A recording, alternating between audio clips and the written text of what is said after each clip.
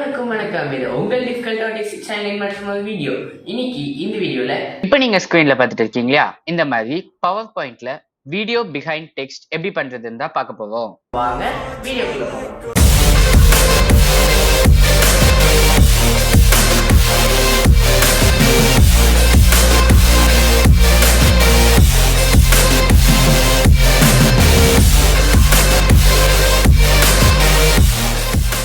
இப்போ நான் இங்க ஒரு நியூ ஸ்லைட் ஆட் பண்ணிக்கிறேன். டிராயிங் டேப்ஸ்ல இருக்கிற இந்த டெக்ஸ்ட் பாக்ஸ் செலக்ட் பண்ணி நம்ம ஒரு டெக்ஸ்ட் பாக்ஸ் ஆட் பண்ணிக்கலாம். இங்க உங்களுக்கு என்ன டெக்ஸ்ட் வேணுமோ டைப் பண்ணிக்கோங்க. நான் இங்க நம்ம சேனல் நேம் தான் டைப் பண்றேன். எஸ், இப்போ இந்த டெக்ஸ்ட் பாக்ஸ் செலக்ட் பண்ணிட்டு உங்களுக்கு என்ன ஃபாண்ட் வேணுமோ அது கொடுத்துக்கோங்க. என்ன சைஸ் வேணுமோ அதை செட் பண்ணிக்கோங்க. அதுக்கேற்ற மாதிரி இந்த டெக்ஸ்ட் பாக்ஸையும் பெருசு பண்ணிடுங்க. அண்ட் அதே மாதிரி இதுக்கு போல்டு ஃபார்மேட் கொடுத்துடலாம். இப்போ அரேஞ்ச் அப்படின்றத செலக்ட் பண்ணி அலைன் அப்படின்றதுல மிடில் அப்படின்னு கொடுத்துருங்க.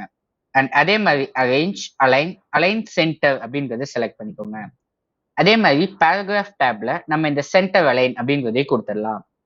இப்போ இன்சர்ட் டேப் போயிட்டு ஷேப்ஸ் அப்படின்றதுல ஒரு ரெக்டாங்கிள் ஆட் பண்ணிக்கோங்க.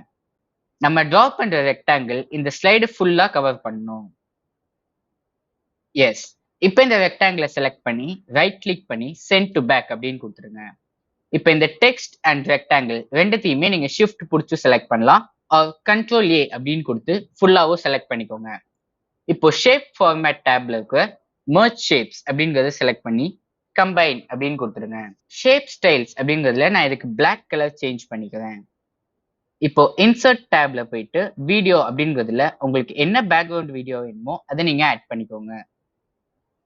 இப்போ பிளேபேக் அப்படிங்கிறதுல போயிட்டு ஸ்டார்ட் அப்படிங்கிறதுல ஆட்டோமேட்டிக்லி அப்படின்னு செலக்ட் பண்ணிக்கோங்க.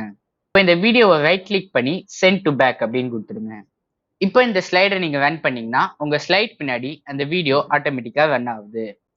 எஸ், பட் இந்த வீடியோ ஃபுல்லா முடிச்சிருச்சுன்னா இந்த ஸ்லைடு பிளாங்க் ஆகுது இல்லையா? இதுக்கு நம்ம என்ன பண்ணோம்னா அந்த வீடியோ செலக்ட் பண்ணிட்டு பிளேபேக் அப்படிங்கிறதுல லூப் அன்டில் ஸ்டாப் அப்படிங்கிறத செலக்ட் பண்ணிக்கோங்க.